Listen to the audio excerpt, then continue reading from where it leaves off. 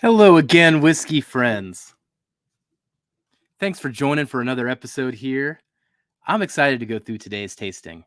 So, today we have Untitled Whiskey. Ooh, let's see if I can get that to show up. So hot, so hot.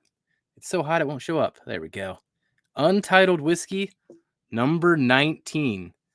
If you aren't familiar with this brand, we're going to break things down, go through a little bit of the other releases I have on this one. But this thing is crazy on paper. Wait till you hear all the crazy stuff this is finished in. And most of the Untitled's are like that too. So this is number 19.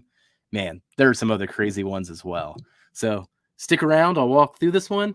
Maybe you'll learn about a new brand you hadn't heard before. Thanks for joining, everybody. Let's kick off the show.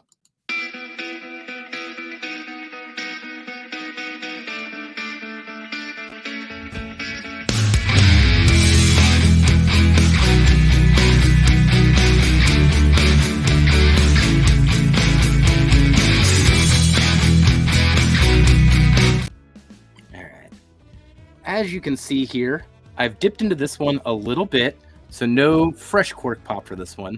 But hey, we'll still do it anyway. Yeah, not bad. So I'm going to pour this in, let this air out a little bit, and we'll talk a little bit about Untitled. All right. I'm using the Dangerous Black Glen on this one. Pretty sure I got it up to there, but we'll find out. All right, so for these Untitled's, this is coming out of a 1.8 distilling, and they're typically sourcing all of these things, either MGP, maybe Barton, but they're doing some absolutely crazy finishing on all of these batches. So let me read this here. Presenting Untitled. Creative small batch spirits from 1.8 distilling. Untitled Whiskey number 19 is a blend of 11-year-old bourbon finished separately in the following casks. We have cherry brandy, rum, Bordeaux style red wine, sherry, and then muscat wine as well. So 5 different finishes. Let's blend it all together and have some fun. And then won't go through the tasting notes. I'll avoid reading those right now. The 1.8 distilling, they're coming out of Washington, D.C., I believe. And then I essentially get one of these every time I travel to see family in Chicago area. These are the things that I go around each store, try to find a new batch. This one was $99. Got this one from Binny's. But now that you've seen Untitled Whiskey, if you're in that area, you're going to notice them on the shelf now. They are typically all over. There's even some MGP single barrels I've had that are on the Untitled label. All types of different finishing, sometimes unfinished. But man, every single one of them, if it isn't just outright awesome, it is at least a unique experience through and through. So just wanted to kind of taste through one of these. This is the most recent one I got. I've got 2 other batches on that top shelf behind me there, and I've probably gone through a handful of bottles the last couple of years when it comes to this Untitled. So let's break down this one once again. 5 crazy finishes all blended together. You got the 2 wines, you got the rum, you got the sherry, and oh, what's the one I'm forgetting? The cherry brandy. So we'll get into this one. This will be my second tasting of this one. We cracked this open on Thanksgiving, essentially as a dessert after the dinner. Oh, and it's also 48%, so 96 proof. The proof on these do vary greatly, especially on all the way up to the single barrels. This is probably the lowest proof one I have at 96. The highest proof one I had is up to 120. So once again, blend to blend, batch to batch, things vary. Let's dig into the nose.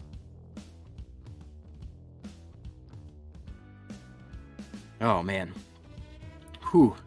That is the dates, plums, figs, raisins, like dark, mostly dehydrated fruits, just living in that realm. Oh, yeah, especially the dates and the figs there.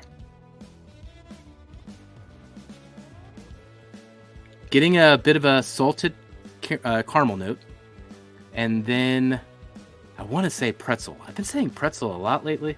I guess I do drink a lot of the kind of the same things.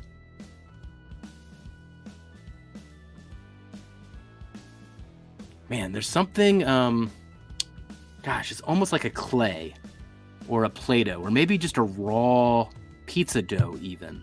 Something that kind of fits in that realm. So maybe it's the pretzel, but the pretzel hasn't been baked yet.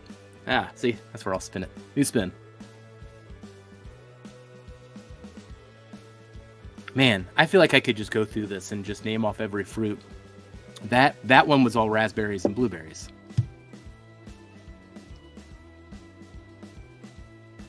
Now I'm getting cherry. I think it's just going to keep changing. I'm pretty sure I could run through the whole alphabet of fruits if I sat here long enough with this thing. Now I'm getting watermelon. It's just going to keep coming. There is a darker note to it. Comes across as a chocolate. And this would be a dark chocolate or even a baker's chocolate powder. But it's got that, it's a deeper chocolate, not a lot of sweetness to it. Dry chocolate, I guess. And I guess that's something to point out as well, as I'm yelling out all of these flavors. Even with the fruits, none of them are really overly sweet. This pretty much, on a sweetness scale, would be, if it was a 0 to 10 scale, it'd be like 5 and below. Not sweet, but all the flavors I just mentioned are dancing around on a darker end of the scale to balance it with the fact that it's not sweet.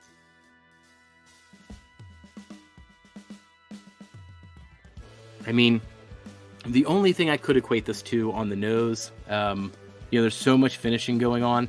If you gave this to somebody 100% blind, like they didn't even know what category it is, I could see them saying dessert wine.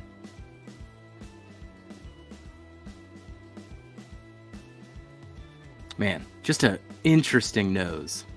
I think this nose would even be a turnoff or too much to some people.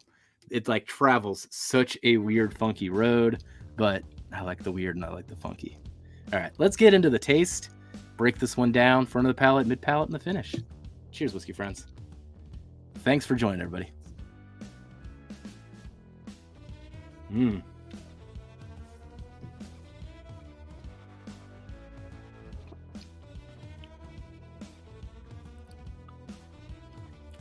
Yeah, that's kind of the thing that sticks out with this one. It is not overtly sweet. The finish may be kicked up a little bit there for the first time, but even front of the palate, mid palate, and the finish, not a lot of sweetness to this one.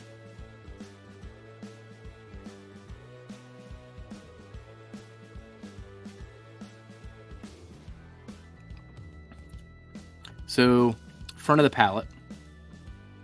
Man, this packs a punch for 96 proof, by the way. Flavor punch for sure. But front of the palate, the cherry really comes through. Really, that cherry comes through probably more dominant than any other single fruit that I want to talk about, even on the mid palate and the finish. But we'll go in again, but yeah, it's just a unsweetened cherry syrup up front.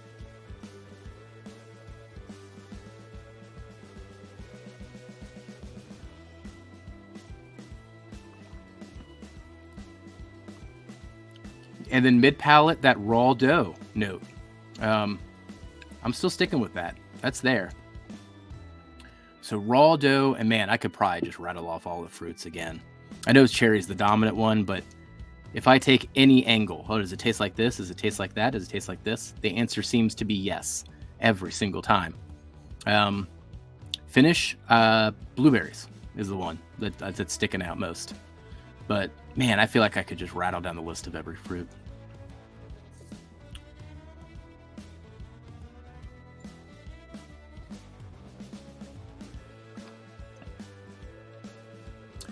Mid palate, man, this thing is so dominated by the finishing. I'm trying to see if I can find the bourbon underneath it all, but I'm not sure any actually exists. There was something interesting going on mid palate though. I mean, it's definitely a French oak wine kind of a taste and a feel, especially mid-palate.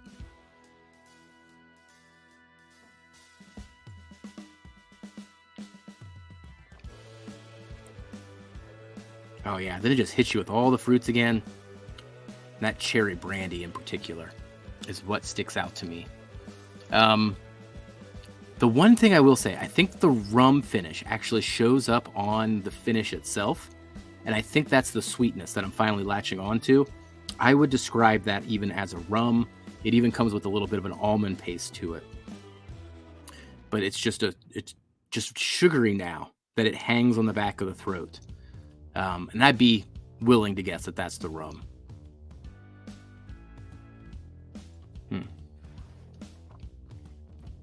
Oh, just a fun, funky adventure. I do, once again, just like I said with the nose, I think this one might strike a few people the wrong way. This would be one where I'd have to know my audience on who I gave a sample to and who I shared this one with. Now, this was number 19. Now, keep that in mind, because that means that all the other numbers exist. As much as I would recommend Untitled, this is probably not my favorite batch that I've gotten. I still enjoy it quite a bit, and I'll still share it with some people, but not one I would say I recommend. At the same time, go check out an Untitled. Take a risk if you see them on the shelf. You might find something really special. Some of the ones I found have been so special. So I think that does it for this particular tasting. If I get another one of these, I'll be sure to run through it again with everybody. But batch 19, if you're in for a funky adventure and what I described sounds good, okay, hop in. But everyone else, this might be just a little too in the deep end to be accessible to most people, I think. So we'll leave it at that. Thank you for joining me for this tasting, whiskey friends. I'll catch you next time. Bye, everybody.